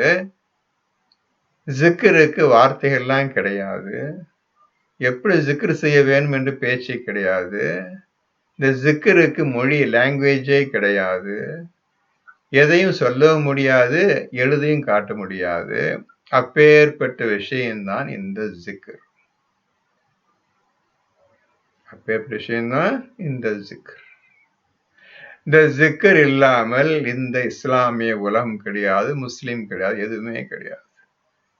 ஜிக்ரை வைத்துக் கொண்டுதான் உங்களுடைய இஸ்லாமிய வாழ்க்கையே நடக்கின்றது, நடக்கும். இது இல்லாமல் முடியாது. இவ்வாறு அல்லாஹ் செய்ய சொல்றான்பா. யார் நடந்துகிட்டு எங்க ஜிக்ர் தெரிஞ்சாதான் நடந்துகிட்டு ஓடிக்கிட்டோ சவாரி செஞ்சுக்கிட்டோ போய் இடத்த உட்காந்துட்டு ஜிக்ர் பண்றது. ஜிக்கரே ஒழிஞ்சு போயிடுச்சு. ஜிக்கர் என்னன்னு தெரியாது. சலவாத்தும் போயிடுச்சு, சலாத்தும் போயிடுச்சு, அல்லாஹ் என்ற வார்த்தையும் போயிடுச்சு, எல்லாம் போயிடுச்சு. ஒண்ணு இல்லாம நம்ம தூங்கிட்டு போயிடுவாங்க. பார்த்துக்கிறோம், நிலைமையை பார்த்துக்கிறோங்க. அடுத்தது 240. உங்களில் எவரேனும் மனைவியரை விட்டு இறக்கும் நிலையில் இருப்பார்களானால் தங்கள் மனைவியருக்கு ஓராண்டு வரை ஆதரித்து வெளியேற்றப்படாதபடி அவர்கள் மரண சாசனம் கூறுதல் வேண்டும். இப்போ கணவன் இறக்கக்கூடிய உடம்பு சரினா இறந்து போயிடுவேன் அவர் நினைக்கிறாரு போல. சரி, இப்போ மரண சாசனம் டெத் வில் எழுதணும். பிள்ளைகளையோ அல்லது தெரிஞ்சோ வச்சு எழுதி கொடுக்கணும். நான் இறந்து விட்டால் என் மனைவியை பிள்ளைகள் வெளியே தட்டக்கூடாது. அட்லீஸ்ட் 1 வருஷமாவது என் மனைவியை காப்பாற்றணும், அல்ல பிள்ளைகள் தன் தாயை காப்பாற்றணும் என்று மரண சாசனம் எழுதி வைக்க வேண்டும். அப்போ என்ன எழுந்து தெரியுதுன்னு கேட்டா, அந்த காலத்திலேயே இந்த அம்மாவையோ வயசாயிட்டோ இறந்துட்டோ வெளியே தெளிதான் இருக்கிறாங்க. இதையா வச்சு கவனிக்கிறது? நீனு போ. அப்படிதான் அம்மாவையும் அப்பா வெளியே தடுக்கக்கூடிய காலம் அந்த காலத்திலிருந்தே இருக்கு. அதை வச்சுதான் அல்ல இந்த மாதிரி ஒரு ஆயத்தை இறக்கி இருக்கிறோம். இன்னைக்கு கூட எத்தனையோ அம்மா அப்பா யார் பிள்ளையா கவனிக்க கிடையாது. ஏதோ நல்ல பிள்ளைகள் பெற்றவங்களை கவனிக்கிறாங்க. மற்ற பிள்ளைகள் ஏனோதானது அப்பா அம்மா கவனிக்கிறாங்க. அதான் அல்ல அன்னைக்கே சொல்லிட்டான், இந்த மாதிரி இருங்கப்பா. திருப்படிங்க, எல்லாம் கேட்டுக்கிறங்க. அப்படி திருப்படி. உங்களில் எவரேனும் மனைவியரை விட்டு இறக்கும் நிலையில் இருப்பார்களானால் தங்கள் மனைவியருக்கு ஓராண்டு வரை ஆதரித்து வெளியேற்றப்படாதபடி அவர்கள் மரண சாசனம் கூறுதல் வேண்டும். இந்த மாதிரி மரண சாசனம் கூடுதல் வேண்டும். அது பிள்ளை அந்த மாதிரி இருக்கிறாங்க. அப்புறம் ஆனால் அப்பெண்கள் தாங்களே வெளியே சென்று முறைப்படி தங்கள் காரியங்களை செய்து கொண்டார்களானால் அதில் உங்கள் மீது குற்றம் இல்லை. ஆனால் வேண்டாம பிள்ளைகளே, உங்களை பத்தி நான் பெத்த எனக்கு தெரியும், எப்படி வளர்ந்துக்கிறீங்கன்னு தெரியும். அப்பா இருக்கும்போதே என்னை கவனிக்க கிடையாது நீங்க. அப்பாவும் போயிட்டாரு, நீங்க எங்க அம்மா கவனிக்க போறீங்க? நானே எனக்கு தெரிஞ்ச ஏதாவது தொழில் வியாபாரம் என்னத்தையாவது பண்ணிக்கிட்டு நானே போயிடுறேன்ப்பான்னு சொல்லி அம்மா வெளியேறிவிட்டால் என்ன அர்த்தம்? என்ன புரியுது? அதில் உங்கள் மீது குற்றம் இல்லை. அந்த பெண் மீது எந்த குற்றமும் கிடையாது. அந்த மனைவி மீது, இறந்தவருடைய மனைவி மீது எந்த குற்றமும் கிடையாது. தானே விரும்பிய வியாபாரத்தையோ தொழிலையோ வேலையோ ஏதோ செய்யலான்னு அப்பமே நீங்க ஆண்டவன் இவ்வளவு ஃப்ரீடம் கொடுத்த பெண்ணை கொடுத்தானப்பா. இன்னைக்கு புருகா மாட்டு அது மாட்டு வீட்டுக்கு பூட்டிருக்கீங்கப்பா எல்லாரும். கொஞ்சம் யோசிச்சு பாருங்களப்பா. எவ்வளவு ஃப்ரீடம் பெண்களுக்கு கொடுத்தப்பா. திருப்பி திருப்பி பெண்களுக்கு எவ்வளவு சில பார்த்துட்டே வாங்க. எவனா எந்த ஆம்பளையாவது இந்த பெண்ணை வளர்ந்து கவனிக்கிறான் இன்னைக்கு? வேலை பார்த்துக்கிறேன், நீங்களே பார்த்துக்கிறேங்க. நான் எதுக்கு சொல்றேன்னு என்ன நடக்குது நீங்களே பார்த்துக்கிறேங்கப்பா. உலகம் நடக்குது.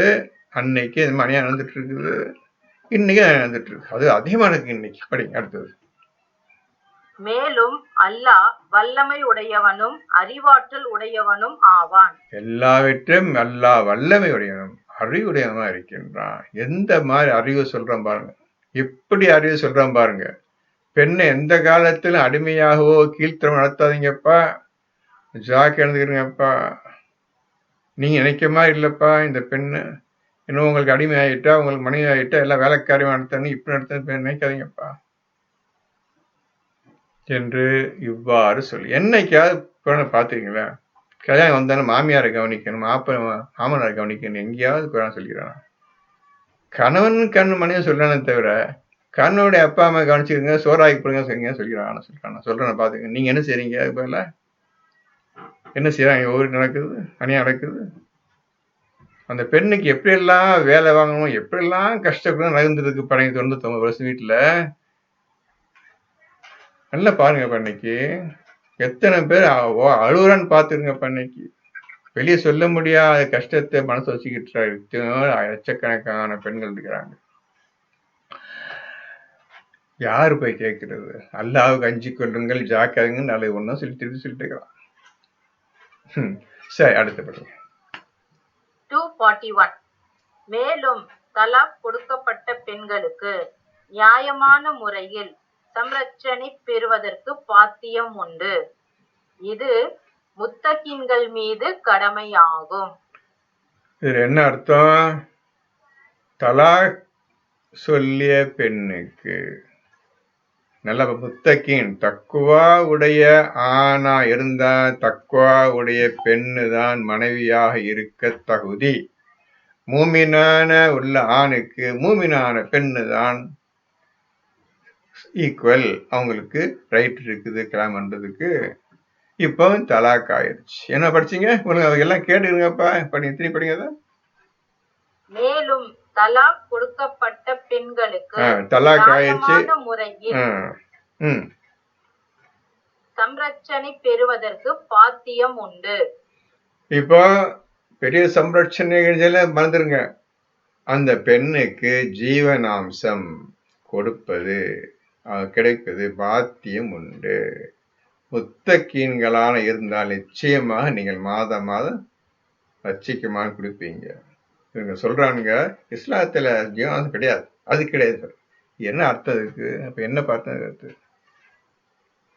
தலாக்கான பெண்ணுக்கு கிடைப்பது, வாங்குவது, முறைப்படி கொடுப்பது நிச்சயம் உண்டு. முத்தக்கின்கான ஆண்களுக்கு நிச்சயம் இந்த கட்டளை உண்டு, அல்லாஹ்வுடைய கட்டளை உண்டு.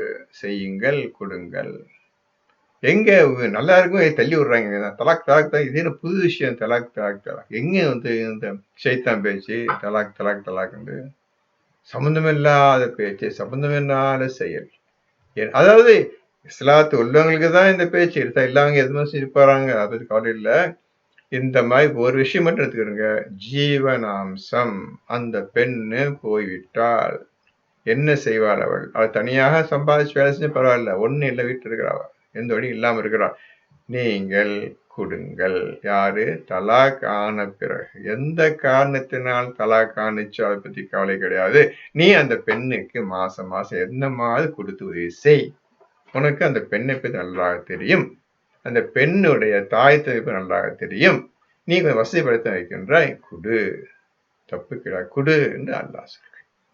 அந்த சம்ரட்சணை அடிச்சுட்டு ஜீவனாம்சம் உண்டு எழுதிருங்க. ஜீவனாம்சம் உண்டு, உரிமை உண்டு, வாங்குவதற்கு உரிமை உண்டு, நீ கொடுப்பதற்கு தகுதியானவர்கள் என்று அல்லாஹ் உங்களை பார்த்து சொல்லுகின்றார். திருப்பியும் அந்த பெண்ணுக்கு அல்லாஹ் உதவி செய்வான். பாருங்க, பார்த்துக்கிட்டே வாங்க. ஒவ்வொரு ஆயத்தும் பெண்ணுக்கு எப்படி பாதுகாப்பும் உதவி செய்யறான்னு பார்த்துக்கிட்டே வாங்க. இவனுக்கு எப்படி ஒவ்வொரு பெண்ணு என்ன மாதிரி கஷ்டமும் துன்பத்தையும் தந்து கொண்டிருக்கின்றார்கள் என்பதை பார்த்து வாருங்கள். நல்லா புரிஞ்சுக்கிட்டீங்கல்ல? விஷயத்தை எடுத்து சொல்லுங்க, எடுத்து பெண்களுக்கு சொல்லுங்க. பெண்களே உட்கார்ந்து வீட்டுல உட்கார்ந்துக்கிட்டு அடுப்பாங்க உட்கார்ந்து ஊதிட்டு இருக்காங்க, இது கொஞ்சம் படிங்க, கொஞ்சம் குரான் படிங்க, தைரியம் இருங்க, பழகிக்கிறங்க என்று ஒவ்வொரு பெண்ணை பெற்ற தாயும் தந்தையும் பெண் பிள்ளைகளுக்கு இந்த மாதிரி போதை செய்யணும். அப்பதான் நாளைக்கு எல்லாம் வருவாங்க. நம்மளுக்கு என்ன வேலை? உட்கார்ந்துடாதீங்க. ஒவ்வொரு தாய் தந்தையும் தன் பிள்ளைகளுக்கு, ஆண் பிள்ளையா இருந்தாலும் பெண் பிள்ளையா இருந்தாலும், எப்படி எப்படிலாம் அல்லாஹ் சொல்றான், நீங்க எப்படி எப்படிலாம் வாழணும்னு சொல்றான் பாருங்கம்மா. எவ்வளவு உங்களுக்கு ஃப்ரீடம் கொடுத்துறான் பாருங்கம்மா, எவ்வளவு சுதந்திரம் கொடுத்துறான் பாருங்கம்மா, நீங்க எப்படி எல்லாம் நடந்துக்கலாம்னு சொல்றான் பாருங்கம்மா. அந்த பிள்ளைய சொல்லி விடுங்க. நல்ல குரான் வார்த்தை சொல்றேன், உங்க பேர் சொல்லி சொல்ற. குரான் என்ன சொல்லிட்டு படிச்சு காட்டி விளக்கம் பிள்ளைங்க சொல்லுங்க, எல்லாம் சொல்லுங்க. நல்ல விஷயத்தை பேசுறது நம்மளுக்கு கடமை ஆகிவிட்டு, தலைவிதி ஆயிடுச்சு, சொல்லியே தேரணும். ஸோ கேட்டதோட சரி, வெளியே போய் சொல்லணும். நீங்க விஷயத்தை வெளியே போய் சொல்லணும். 495 படி நீங்கள் மக்களுக்கு உபதேசம் செய்வது கட்டாயமாக்கப்பட்டிருக்கின்றது. வெறுமனே நான் ஈமான் கொண்டு சும்மா உட்கார்ந்து எந்த பிரச்சனையும் கிடையாது. 495 படி நான் ஈமான் கொண்டுட்டேன், குரானை ஓதுறேன், இந்த பேச்சு எடுபடாது. நீ வெளியே போய் நான் சொன்னத, அல்லாஹ் சொன்னதை வெளியே சொல்லணும்டா. நீ வெளியே சொல்லணும். அது சொல்லாத வரை உனக்கு நரகம்தான். அதை புரிஞ்சுக்கிடு. அப்புறம் 495 அப்படி படிங்க. படிங்கம்மா, அடுத்து படிங்கம்மா. 242 நீங்கள் தெளிவாக உணர்ந்து அதன்படி நடந்து வருமாறு அல்லாஹ் உங்களுக்கு தன்னுடைய வசனங்களை இவ்வாறு விளக்குகின்றான். இந்த மாதிரி விளக்கனாலும் சொல்றோம். உங்களுக்கு, மனிதர்களுக்கு, ஆண்களுக்கும் பெண்களுக்கும் நான் என்னுடைய வேத புத்தகத்தின் குரான் மூலமாக விளக்குகின்றேன், சொல்லுகின்றேன், கேட்டுக்கொள்ளுங்கள், அதன்படி நடந்து கொள்ளுங்கள். 243 நபியே, மரண பயத்தால் தம் வீடுகளை விட்டும் ஆயிரக்கணக்கில் வெளியேறியவர்களை நீர் கவனிக்கவில்லையா? அல்லாஹ் அவர்களிடம் இறந்து விடுங்கள் என்று கூறினான். மீண்டும் அவர்களை உயிர்ப்பித்தான். நிச்சயமாக அல்லாஹ் மனிதர்கள் மீது பெரும் கருணையுடையவன். ஆனால் மனிதர்களில் பெரும்பாலோர் நன்றி செலுத்துவதில்லை. மரண பயம் வந்து விட்டு ஏதோ காரணத்திற்காக போர்ன்னு வச்சுக்கிறோங்க, அல்ல வேறு விஷயம் வச்சுக்கிறோங்க, பயம் வந்துருச்சு. அல்ல ரசூல் பேச்சை கேட்டு இவங்க இஸ்லாத்துல கேட்போம், இதன்படி நடப்போம் என்று வருபவர்கள் எதிரிகள் அதிகமா இருக்கிறாங்கன்னு சொல்லி ஓடி போகலாம். அல்லது போர் சமயத்துல சண்டை போட முடியாது, நாம தோற்றுடுவோம் என்று ஓடி போனால் அப்புறம் ஆயிரக்கணக்கில் வெளியேறியவர்களை நீர் கவனிக்கவில்லையா? ஆயிரக்கணக்கில் போயிட்டாங்க, ஓடி போயிட்டாங்க, எல்லாம் ஓடி போயிட்டாங்கப்பா. மரண பயம் வந்துச்சு, இந்த மாதிரி வந்து ஓடி போயிட்டாங்க. வேண்டாம்ப்பா, இந்த ரசூல் பேச்சும் கேட்க வேண்டாம், ரசூல் போரும் செய்ய வேண்டாம், விட்டா போதுன்னு ஆயிரக்கணக்கில் ஓடி போயிட்டாங்க. கவனிக்க நபியே, நீ கவனிக்கவில்லையா? அப்புறம் அல்லாஹ் அவர்களிடம் இறந்து விடுங்கள் என்று கூறினான். நீங்க ஏன்டா ஓடுறீங்க, செத்து போங்கடா, 1000 பேர் இறந்து போங்கடா என்று அல்லாஹ் கூறி. எதுக்கு வாழ்றீங்க? நீங்க டெய்லி செத்துக்கிட்டே இருப்பீங்களா? வாழ்ந்தா ஒரே வாழ்க்கை, ஒரே மரணம். இதுதான் உண்மையா மூமின்ற வேலை. டெய்லி செத்து இருக்க மாட்டான், பயந்து செத்து இருக்க மாட்டான். நீங்க இறந்து விடுங்கள், அதான் உங்க லாய்க்கான என்று சொன்னால் மீண்டும் அவர்களை உயிர்ப்பித்தான். இறந்து போயிட்டான், எல்லாம் இறந்து போயிட்டான். அல்லாஹ் சொன்ன இறந்துங்க மூத்தாயிட்டாங்க. அனைவரையும் திருப்பி அல்லாஹ் உயிர் கொடுத்து எடுப்பினான். இந்த மாதிரி ஒரு பயத்தை காட்டி திருப்பி உயிர் கொடுத்து எழுப்பினான், நல்லா எழுப்பினான். நிச்சயமாக அல்லாஹ் மனிதர்கள் மீது பெரும் கருணை உடையவன். அல்லாஹ் நிச்சயமா பெரும் கருணை உடையவன் மனிதர்கள் மீது. இந்த ஒரு இன்சிடென்ட், இந்த ஒரு நிகழ்ச்சி ரசூல் காலத்தில் நடந்தது. இறக்க வச்சு மறுபடியும் உயிர் கொடுத்து எழுப்பி கேட்டா அளவற்ற அருளாளன் நிகரற்ற அன்புடையன் மனிதர்கள் மீது. அதனால திருப்பி உயிர் கொடுத்து திருப்பி மசூல் பேச்சு கேளுங்கப்பா, ஓடுறாதீங்கப்பா என்று அல்லாஹ் அவர்களுக்கு அறிவுரை செய்தான். இப்போ இந்த ஆயத்துக்கு இப்ராஹிமுடைய ஆயத்தை கொண்டு வரணும். யாருக்காவது தெரியுமா எந்த ஆயத்து இது ஒத்து போகுதுன்னு தெரியுமா? உங்களுக்கு இருக்குதா? தெரியுமா? மனசு இருக்குதா? நசீர் யாருக்காவது? சிராஜ் யாருக்காவது? யாரா படிச்சுக்கிறீங்களா? இந்த ஆயத்துக்கு இப்ராஹிமுடைய வாழ்க்கையை கொண்டு வரணும். 4வது சூறான்னு நினைக்கிறேன். 4ல 60 40 இறந்து விடுங்கள் என்று சொன்னால் ஓரிரு தவிர 2 பேரை 1 2 தவிர யாரும் இறக்க மாட்டார்கள். இந்த வார்த்தை வரும். 4ல 66 காக்கா. 4ல 66. கரெக்ட். बहुत शुक्रियाமா சொன்னதுக்கு. சரி, படிங்கப்பா. 466 படிங்கப்பா. நான் இப்ப எப்படி கொண்டு வரேன்னு பாருங்க. எப்படி குரானை ஓதுன்னு, எப்படி விளங்கிக்கிறேன்னு அதை புரிஞ்சுக்கணும்ப்பா. எங்க படிச்சோம், எங்க போய் டச் ஆகுன்னு பாருங்க. இந்த குரான் முழுமையும் ஒவ்வொரு ஆயத்திலையும் இப்ராஹிமுடைய மார்க்கம் இருக்கின்றது.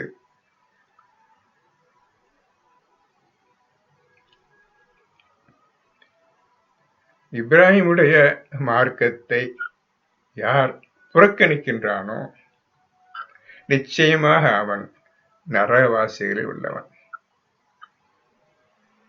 ஒவ்வொரு ஆயத்திலும் இப்ராஹிமுடைய தீன், அவருடைய வழி இருக்கின்றது. ஒவ்வொரு ஆயத்திலும் இருக்கின்றது. இதுதான் குரானை ஓதக்கூடிய முறை. அதே போல் ஒவ்வொரு ஆயத்திலையும் ரசூல் முஹம்மது நபி அவருடைய வாழ்க்கை இருக்கின்றது. நல்லா புரிஞ்சுக்கணும். தீன், இப்ராஹிமுடைய தீன் ஒவ்வொரு ஆயத்தில் இருக்கின்றது. ரசூலுடைய வாழ்க்கை, லைஃப் ஹிஸ்டரி டோட்டலா ஒவ்வொரு ஆயத்துல இருக்குது. அதை புரிஞ்சுக்கணும். இது வேற சொல்றேன், அது வேற சொல்றேன். உங்களுக்கு இன்னைக்கு சொல்றேன். நீங்க எவ்வளவு புரிஞ்சுக்கிறீங்களோ எனக்கு தெரியாது. நீங்க ஒழுங்கா குரான் ஓதுனாதான் இது ரெண்டையும் எடுக்க முடியும். இதுல என்ன இப்ராஹிமுடைய தீன்ல என்ன இருக்குது? அல்ஹம்துலில்லாஹி ரப்பில் ஆலமீன். முஹம்மது நபி சர்த்தத்துக்கு என்ன இருக்கு? அல்ஹம்துலில்லாஹி ரப்பில் ஆலமீன். இந்த மாதிரி நீங்க ஓதணும். ரொம்ப உங்களுக்கு இது ரொம்ப ஆழமான கருத்தும்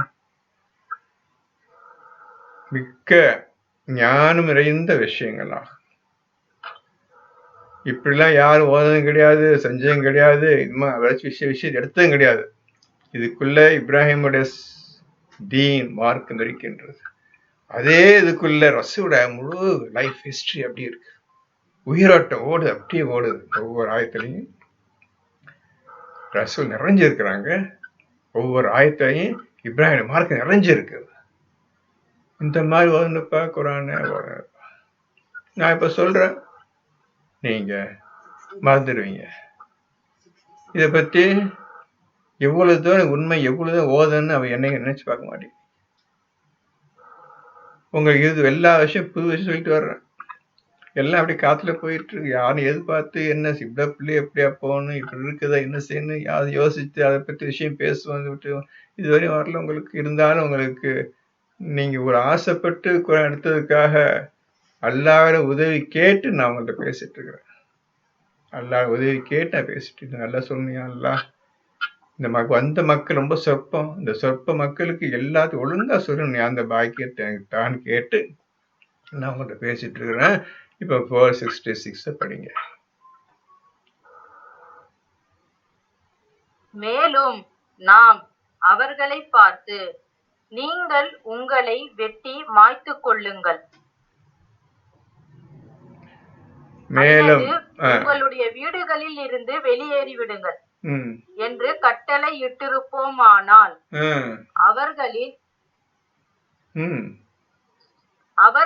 சிலரை தவிர மற்றவர்கள் அவ்வாறு செய்திருக்க மாட்டார்கள்.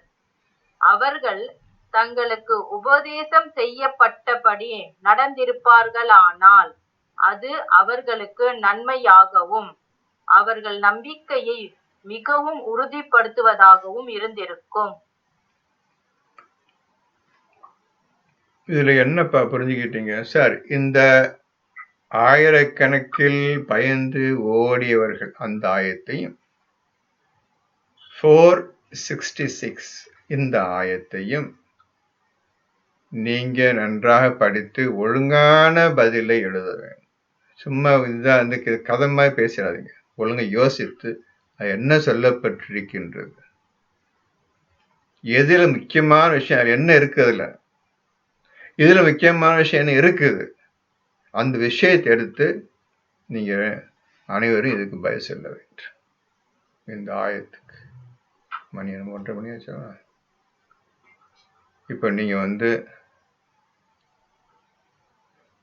உங்க திறமை, உங்களுடைய அறிவு, நீங்க எவ்வளவு தூரம் குரான ஒழுங்கா சிந்திச்சு ஓதுகின்றீர்கள் என்ற விவரம் அனைத்தையும் வெளியே காட்டுங்க, சொல்லுங்க, விஷயத்தை வெளிப்படுத்துங்க.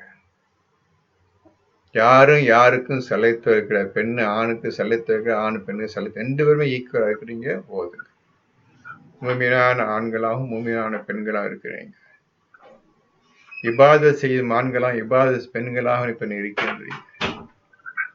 அல்லாஹ்வுக்கு பயந்து கொள்ள ஆண்களும் அல்லாஹ்வுக்கு பயந்து கொள்ளும் பெண்களாக நீங்க மாறி வருகின்றீர்கள். ஆகவே விஷயத்தை ஒழுங்கா புரிந்து கொண்டு ஒழுங்காக எழுதி பேசியோ அல்ல எழுதியோ காட்டுங்க. அடுத்தது படிங்க. திருப்பி வாங்க. 244 நீங்கள் அல்லாஹ்வின் பாதையில் போரிடுங்கள். நிச்சயமாக அல்லாஹ் யாவற்றையும் செவிமடுப்பவனாகவும் நன்கு அறிந்தவனாகவும் இருக்கின்றான் என்பதை அறிந்து கொள்ளுங்கள். அல்லாஹ்வின் பாதையில் போர் செய்யுங்கள். அல்லாஹ்வின் பாதையில் போர் செய்யுங்கள். போர்னா போர் மட்டும், யுத்தம் மட்டும் கிடையாது.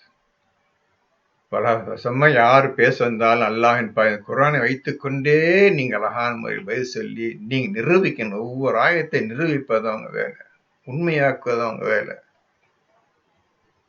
அல்லாஹ் இது போர், சொற்போர், அது வாழ்போர், சண்டை போர், எந்த விஷயத்தையும் செய்து காட்டுங்கள். அல்லாஹ்வின் பேச்சையும் சொல்லையும் செயல் செஞ்சு வாழ்க்கை செஞ்சு காட்டுங்க. இது ஒரு போர், யாரும் செய்ய முடியாது, போட்டுருவாங்க. இதோ 4:66 வந்துருச்சு, செஞ்சு காட்டுங்க, செஞ்சு காட்டுங்க அந்த காரியத்தை. இதுதான் போர். போர் பல வகையில பல விஷயங்களையும் பல விளக்கங்களையும் அர்த்தங்களையும் தரும். ஒன்று போர்ந்தா வாத்திய கத்தியா திரி யுத்தம் பண்ணிச்சிடாது, அது மட்டும் நினைச்சுக்காங்க. சொல் போர் இருக்குது, வாழ்போர் இருக்குது, செயல்ல செஞ்சு காட்டுற போர் இருக்குது. எல்லாம் அல்லாஹ்வுடைய செயல் செய்யறதுக்கு அல்லாஹ் உதவி வேண்டும், தக்வா உடையவர்களாக இருக்க வேண்டும். இது இல்லாமல் நீங்க செய்ய முடியாது. படிங்க. 245 அல்லாஹ்வுக்கு அழகிய கடன் எவர் கொடுக்கின்றாரோ அதை அவருக்கு அவன் 2 மடங்காக்கி பன்மடங்காக செய்வான். என்ன இது? அல்லாஹ்வுக்கு கடன் கொடுக்கின்றார். என்ன பார்த்தோம்? அல்லாஹ்வுக்கு கடன் என்ன கொடுக்க போறீங்க? எதை கொடுக்க போறீங்க? அல்லாஹ் சொல்லிட்டேன், அல்லாஹ்வுக்கு கடன் கொடுங்க, ரெட்டிப்பாக்கி தெரியும் சொல்றோம், 2 மடங்கு ஆக்கி தர்றேன் பதிலுக்கு அப்படின்னு சொல்றோம். என்ன அர்த்தத்துக்கு எழுதிருங்கப்பா, எழுதி. கடன், இந்த வார்த்தைக்கு அர்த்தம் சொல்லுங்க. கடன் என்றால் என்ன? தெரியும் உங்களுக்கு கடன் என்றால் என்ன. இப்ப இந்த கடனுக்கு புரியலையா, இன்னொரு வார்த்தையை சொல்றேன், அந்த கடனுக்கு அர்த்தம் கிடைச்சிடும். தர்மம் என்றால் என்ன? சதக்கா, ஜகாத் இல்ல, சதக்கா. தர்மம் என்றால் என்ன? இப்போ கடன் என்றால் என்ன அர்த்தம் கிடைச்சிடும். என்ன கடன் என்ன?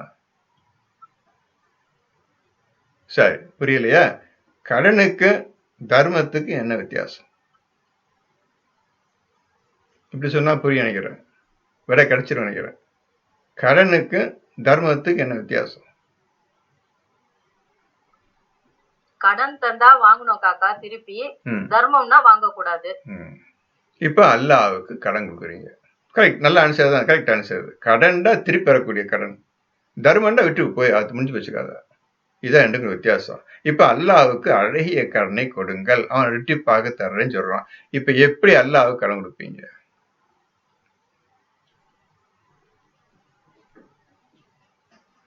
எது கடனா? வேலையெல்லாம்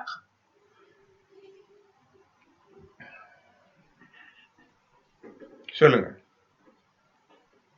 யாராவது சொல்லுங்க, எல்லாரும் சொல்லுங்க, பேசுங்க, நல்லா பேசுங்க. ஒண்ணு சாதாரண கேள்விதான், பெரிய கஷ்டமான கேள்வி ஒண்ணும் கிடையாது.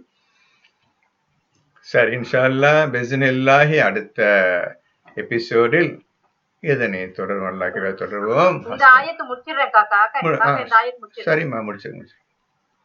அல்லாஹ் சுருக்குகிறான், பெருக்கியும் தருகிறான், அன்றியும் நீங்கள் அவனிடமே மீட்டப்படுவீர்கள். முடிஞ்சா? முடிஞ்சிச்சு. இந்த 2 கேள்விகளுக்கு நீங்க அழகான பதில் சொல்லுங்கப்பா. அந்த பேர் வெட்டிங் உங்களை செட்டி கொள்ளுங்கள், வீட்டு விட்டு வெளியிடுங்கள், அந்த விஷயம் 466 படிச்சீங்கல்ல, அதுக்கு இந்த ரசூல் காலத்துல 1000 பேர் விட்டு ஓடினாங்கல்ல, அதுக்கு எப்படி கனெக்ஷன் கொண்டு வந்து நீங்க அழகான முறையில பதிலை எழுதி அனுப்பி வையுங்கள். பிஸ்மில்லாஹி அடுத்த எபிசோடில் பார்ப்போம். ஹஸ்புனல்லாஹ், அல்ஹம்துலில்லாஹி ரப்பில் ஆலமீன்.